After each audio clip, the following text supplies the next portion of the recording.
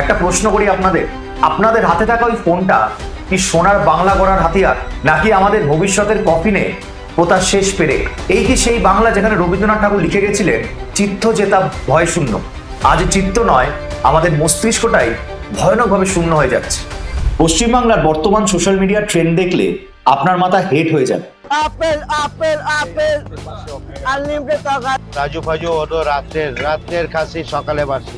রাজু ফাজু কে খাজু এসব না। मैं दुनिया भुला दूंगा। রাজু পকেট পরোটা, ফোনপে পরোটা অথবা আজে বাজে ফুড ব্লগারদের সেই সব কন্ট্রোভার্সি, সস্তা জনপ্রিয়তার জন্য নিজেদের বিবেক বিক্রি করে দেওয়া কিছু ক্রিপি কন্টেন্ট, এইসব দেখে আবার আপনারা হেসে উড়িয়ে দেবেন না। কারণ আজ এই নোংরা স্রোতে মিশে যাচ্ছে আমাদের তরুণ প্রজন্ম। জীবনের মূল স্রোত থেকে তারা সরে যাচ্ছে, আর তার ফল আমাদের সম্মিলিত আইকিউ তলানিতে ঠেকেছে। আজকের ভিডিও পশ্চিমবঙ্গের এই ভয়ানক বাস্তবের উপর একটি সার্জিক্যাল স্ট্রাইক। ভিডিওটি শেষ পর্যন্ত দেখুন, কারণ এই অবস্থা থেকে মুক্তির রাস্তা এখানেই বলা আছে। পশ্চিমবঙ্গের সোশ্যাল মিডিয়া আজ কোথায় দাঁড়িয়ে? এক কথায় অন্ধকারের চূড়োয়। যখন বিশ্বের অন্যান্য দেশের ছেলেমেয়েরা এআই, রকেট সায়েন্স বা জটিল বিজ্ঞান নিয়ে নতুন কিছু শিখছে, তখন আমাদের সোনার বাংলার ছেলেমেয়েরা ঘন্টার পর ঘন্টা নষ্ট করছে কোনো কন্টেন্টের পেছনে। ধরুন ওয়ার্স্ট ফুড ব্লগারদের কথা। তুল করে পড়ছে, পড়ে গেল। রিভিউ কম, চিৎকার বেশি। এই মাংসের সাইজ, ঘিয়ের পরিমাণ আর অশ্লীল কিছু অঙ্গভঙ্গি, এই কি ফুড ব্লগিং? বন্ধুরা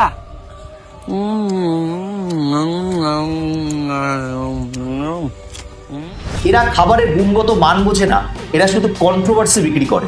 আর সেই রাজু পকেট পরোটা, ফোনপে পরোটা, একজন পরোটা বিক্রেতা ভাইরাল হলেন কারণ তিনি টাকা নেওয়ার সময় ফোনে কথা বলছিলেন। তার পরিশ্রমকে সম্মান করি, কিন্তু যখন একজন মানুষ সামান্য একটি ডায়ালগ বা মুভমেন্টের জন্য সেলিব্রিটি হয়ে যায় আর লক্ষ লক্ষ যোগ্য প্রতিভার ভিডিওতে ভিউ আসে না, তখন বুঝতে হবে আমাদের রুচি কতটা নিচে নেমে গেছে। সোশ্যাল মিডিয়ার এই ক্রিপি কন্টেন্ট শুধু ভিউ আর টাকা কামানোর জন্য তরুণ তরুণীদের যা খুশি তাই করা, এটাই কি আমাদের সংস্কৃতি? এর ফল কি হচ্ছে? তরুণ প্রজন্ম মূল জীবন থেকে সরে যাচ্ছে। তারা মনে করছে পড়াশোনা, কঠিন পরিশ্রম, দক্ষতা অর্জন এসব অর্থহীন। বরং 15 সেকেন্ডের একটি রিল বানিয়ে রাতারাতি ইনফ্লুয়েন্সার হওয়া অনেক সহজ।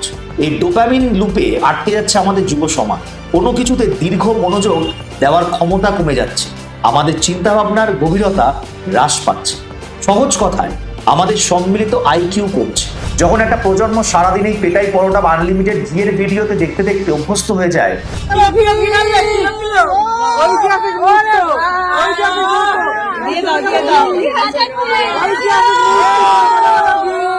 তখন তারা জীবনের জটিল সমস্যাগুলি সমাধান করার মানসিকতা হারায়।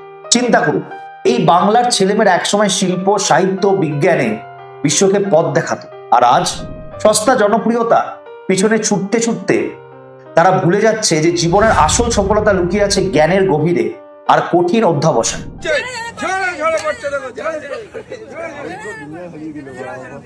তবে এখনো সময় আছে, এই নেতিবাচক স্রোত থেকে আমাদের ফিরতে হবে।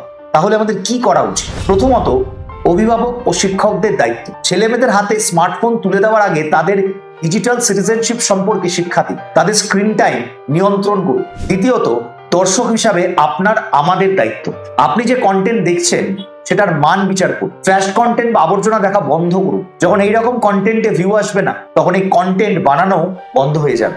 মনে রাখবেন, আপনার ভিউ আপনার ভোট।